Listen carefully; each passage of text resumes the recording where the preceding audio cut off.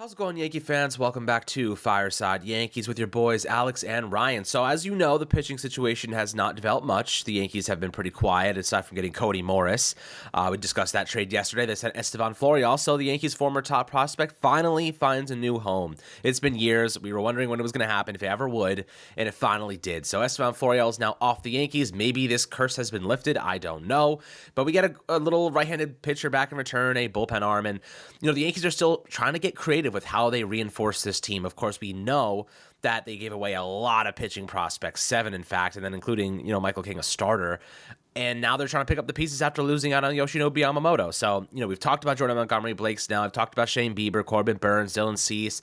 And here's one name that we haven't referenced. You may not even know this guy, Yariel Rodriguez. This is a Cuban pitcher, a guy who's really unknown for the most part, but has the upside to be a starter in the MLB. He's 6'1", 164 pounds, 26 years old. Was pitching last year in the FGN. In the JPCL with Trinici, I think that's how you say it. Didn't pitch last year, actually. He pitched last in 2022 when he was 25 years old, so he hasn't tossed since then. Interesting player. We're going to break him down for you, give you some insight into what he would bring and how the Yankees could get a little bit more creative with piecing together this. This would be more of a supplementary, kind of like a shot in the dark. He's not going to be like overly expensive, a shot that maybe pans out, maybe it doesn't, but a guy we wanted to kind of bring to your attention in case they go in this direction. So Ryan, before we dive into it, how do you today, my friend? I'm doing great. Number one, as you mentioned with Yariel Rodriguez, right? Like, this is a guy who has not pitched a Major League level before. So you are taking a risk, right? Like, anytime we talk about international free agents, I do want to be very, very honest and very direct about the fact that there is a risk involved. But when it comes to pitching development or pitching evaluation in general, there is a better chance of you kind of having those raw tools translate to the Major League level or projecting them rather than with hitting, right? Because when it comes to pitching, it's a matter of your pitch shapes, right? Are your pitch shapes good? Do you have a good fastball? Do you have a good slider? Do you have a good off speed? Whatever it may be. Yariel Rodriguez has good velocity. He has the ability to manipulate his fastball shapes. He can throw one, with more cut on it. He can throw with a little more ride, get behind it a little bit more. He can get inside the ball for some sinking or running action. He's a very crafty pitcher despite the velocity, right? Like, he has kind of those, crafty, you think of like a guy who's like 40 years old, left-handed, throwing 80. You think like Rich Hill almost, right? He has those type of, crafty abilities, but, he brings it with some pretty good velocity and some pretty good stuff. Now, when he was a starter in the Japanese Nippon Baseball League, he, not that he was bad, but he had command issues. And when he went to the bullpen, he was significantly better. I wonder if he's a starter or reliever. I would say he's probably a reliever, which, in my estimation, it limits how much I'm willing to offer him in the free agent market, especially considering he's an unknown commodity. But, at the end of the day, if you're able to land a talented pitcher, you should always be happy, especially if you're a Yankees fan, because this is an organization that does a really good job of developing starting pitching and developing bullpen arms specifically, right? Like, if you look at the Yankees bullpen over the last few years, they find guys and they just turn them into studs, right? Now, this is a more, risky, or you would say a more expensive risk you're taking, but the upside is pretty good, right? Like, he could be a 3-inning reliever for you, kind of that hybrid new reliever role that Matt Blake talked about with the New York Post, and some of the stuff we saw about a super bullpen potentially, or the Yankees using bullpen games or whatever it may be. Rodriguez could be a pivot option for that. Now, look, I'm not sitting here and saying that the New York Yankees, should go out and trot out a bullpen guy as their 5th spot. I think they should go with 5 traditional starters and then have a bullpen game as their 6th spot. Not that I would be mad at the idea of kind of experimenting with the 5th spot here, but I think there are enough starting pitcher options out there that they can find a suitable upgrade. I think you save the bullpen idea for if things really go awry and, let's say Shane Bieber's price goes up and he goes to, let's say, the Cubs or the Reds. Or Jordan Montgomery's price tag. Somebody bids, $160 million. I don't know how likely that is, but it's still possible, right? Then in that instance, you pivot. Or maybe Frankie Montas doesn't sign with you. Even, maybe in that instance, you pivot as well. Even if Frankie Montas signs with you, maybe you do try to have that bullpen game as a backup option in case of the situation in which he gets hurt. But, at the end of the day, Alex, the way I look at the Yankees rotation, the way I look at the Yankees pitching staff, Yariel Rodriguez would fit them like a glove in terms of just what his usage would be, what his role would be. He would kind of fill what that Johnny Brito role was for the Yankees, and it was super valuable. The Yankees pitched really well in games games in which Johnny Brito was like that 3-inning guy. Even when they had a starter go like 4 innings, whether that was Luke Weaver or, maybe Randy Vasquez, they still pitched really well in those games. I think the Yankees realized, hey, we can generate, we can have a bullpen game that averages roughly, a 3.9 to 4 ERA. And that's better than what most starters are going to give you on the open market. And, end of the day, when it comes to pitching, you're always trying to innovate. When it comes to baseball, you're always trying to innovate. And I know that people are, kind of get scared of the idea of innovation, because it does come with risk. Like if the Yankees were to try a bullpen game and they got lit up every fifth day, that would be a disaster. But given the way that the starting pitching market has moved, given the way that, we've seen how some of these starting pitching contracts have gone, the Yankees are going to be cautious, right? Like I think they're interested in Montgomery. I think they'll be in, but I don't think they're going to make a $160 million bid, nor should I want them to, right? I don't think the Yankees are going to part ways with Spencer Jones and Chase Hampton plus for Corbin Burns, nor should they. And in the same case with Dylan Cease, I don't think they're going to part Jason Dominguez, Chase Hampton, Oswald Pro, all those guys all packaged together, because I just don't think it's worth it for the Yankees, right? So, end of the day, they're going to have to get creative. You can't find, like, I think I wrote this in an article too, there is no such thing as cheap, reliable, and durable starting pitching. That does not exist anymore. That is something that costs you a ton. I mean, Jordan Montgomery's about to get 9 figures, right? 9 figures because of how reliable he is, right? So that's no longer an option on the market. You can't find cheap, reliable starting pitching. So if the Yankees are going to go with a less expensive route, they're going to have to get creative, and Yariel Rodriguez will certainly help them get creative with his multi-inning versatility.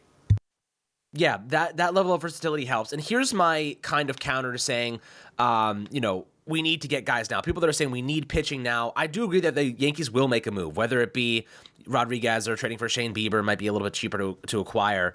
I think the Yankees are going to try and solve this issue with like patchwork until the deadline, because you get to the trade deadline and now Corbin Burns, who's going into free agency next year, costs a hell of a lot less. And if the Yankees are like, we're kicking ass, Soto and Judge are on MVP campaigns, they're at it, like the guys are healthy, everything looks really good and promising, then you make the move for a Burns at a fraction of the cost, right? Given like any other team isn't in the playoff race. So I think that's really where the Yankees will look to make those moves. If they're feeling confident, they're playing well, they're healthy, they make a move at the deadline to reinforce the starting pitching rotation, then, now you're in a good spot. You don't necessarily need to do it now. You just need to survive until then. And the Yankees have more than enough talent to do that. I think they will acquire 1 or 2 players, maybe another like high quality bullpen arm, like you said, to kind of utilize that bullpen strategy. But Rodriguez is intriguing. This is what Jeff Passan had to say. Evaluators have seen him throw since Chinucci released him from his contract. He said his fastball sits around 96 miles per hour and touches 99, and his spin, which nears 2,600 RPMs, would place him in the 95th percentile in all of baseball. So, you're looking at a player that generates a ton of movement, a high spin rate, good velocity, and he hasn't pitched in a year, so he's healthy, right? He's a guy who can come in, walk in, and pitch immediately, and probably collect a good amount of innings. He's been working out, keeping healthy, keeping ready for an opportunity like this. The question is, him against MLB level talent, you don't know what that's going to look like. You don't know, if he's going to have the same success. I think he had a 3.06 ERA across his, professional league career overseas, which, isn't anything to write home about if you translate that to a MLB level, kind of situation. So, like I said, Rodriguez it's a low cost, high upside signing. It's the type of guy you take a shot on because it's not going to cost you a whole ton. And the upside here is he could end up eating innings for you, and he could end up starting if need be. The Yankees find a lot of underrated talent with kind of signings just like this. So I'm pretty interested to see what they do about this one. I think it's going to be really a cost efficient. So I do think it makes a lot of sense. But like you said, with Montgomery specifically, I don't think going up above $130, $140 million is advisable, because, not many teams are going to be willing to do it. I know that the market's really thin and they're going to have to overpay.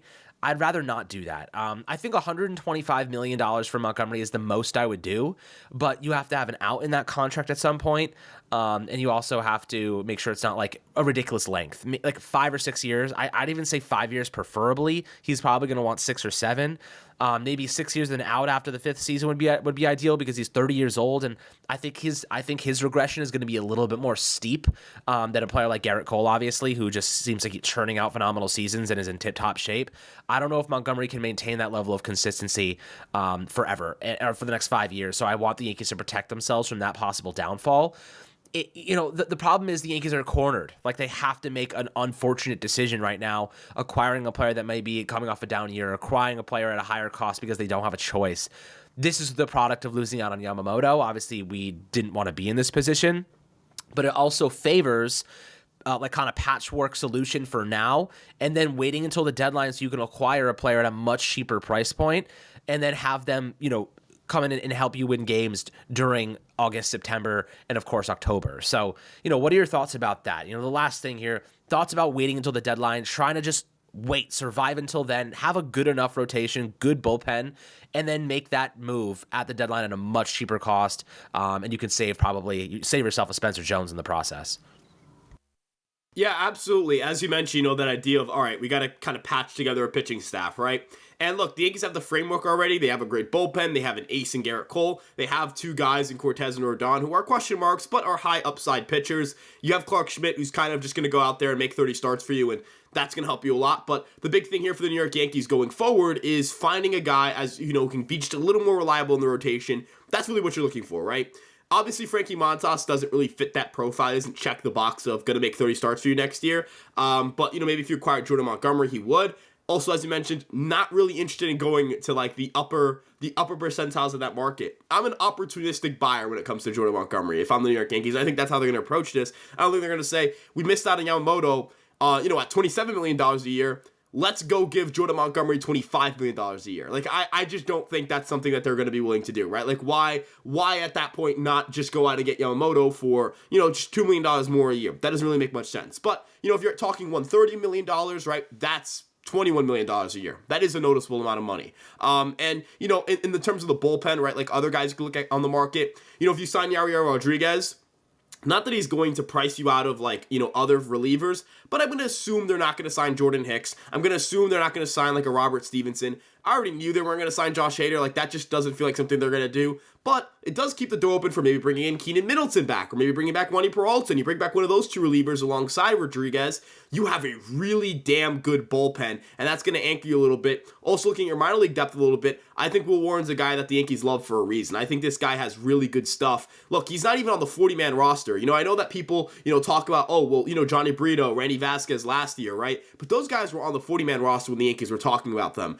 Will Warren's not on the 40-man roster, and we're already getting long relief man, fifth starter type conversations. We haven't heard that with Yoendrys Gomez, with Luis Gil, with Clayton Beeter. I think the Yankees really like Will Warren, and for good reason. I really like Will Warren as well. This guy's stuff is really good. He led the AAA, all AAA in stuff plus. He had the third best ERA in the AAA. He was absolutely phenomenal in terms of just pitch movement, pitch sequencing. His four-seam fastball got better. But I would like to see the Yankees show up their starting pitching depth as well. Even if they get Yariel Rodriguez, at least go out and sign Montas and then maybe bring in another reliever, right? So let's say you did an offseason of Montas, Rodriguez, and then like Keenan Middleton. I think that's a huge win for you and for your pitching staff. Even if it's not conventional, even if your rotation's risky, I still think it's going to do enough to work through the entire season. And again, like, if people are saying, well, Carlos Rodon's not going to be good. If he isn't going to be good, it doesn't really matter who we bring in. That rotation isn't going to be very good, right? Like, I not that it isn't going to be very good, but the ceiling is immediately capped off, right? I know that people don't want to hear this, but you have to expect Carlos Rodon's going to be good next year. The Yankees gave him $162 million for a reason. The Yankees coveted this guy for a reason. He was a top 5 pitcher in baseball for 2 years for a reason. This is a guy who's talented beyond, what he showed last season. His stuff plus numbers reflect that. And again, it really, like, even if we signed Yamamoto to an extent, it really doesn't matter who you bring in if Carlos Rodon isn't good next year. I'm not even throwing Nestor in that conversation. I'm specifically talking about Rodon here. It doesn't matter. You can bring in Montas, Bieber. You can bring in Burns. You can bring in Cease. You can bring in anybody. You can bring in, you can clone Garrett Cole and put him as a number 2 starter. If Carlos Rodon isn't good, none of this conversation is going to matter, right? So I really think he's going to be good next year. I really think you're going to be able to rely on him to be at least a competent starter for at least 140 innings. And then you just kind of have to build your rotation outside of that. Schmidt's going to help because he's made 30 starts. You see what you can get from Cortez. You have a minor league system with plenty of pitching prospects. And, of course, you have Chase Hampton looming around. He's already in Double-A, so we'll see where the Yankees go from there. Yeah, it really does boil down to Carlos Rodon. We've discussed this many times. If he doesn't step up, it's going to be a long season for that pitching rotation, and it's going to be a major liability. But he's got the talent. We know he's done it before. I'll blame it on the injuries. I'll blame it on the inconsistencies. I'll blame it on the lack of confidence. But I think that he is motivated, and the Yankees will do everything in their power to help him get back onto, the best version of himself ultimately. So, guys. Curious to hear your thoughts about Yariel Rodriguez. Interesting player. Do you think it's worth taking a shot on him? He may not be expensive. He could be a decent bullpen piece, if not spot start for us. Kind of replace the Johnny Brito role. I think that would be interesting for the Yankees to consider. Always happy to hear your thoughts below in the YouTube comment section. Make sure to like and subscribe, and we'll catch you guys on the next Fireside Yankees episode.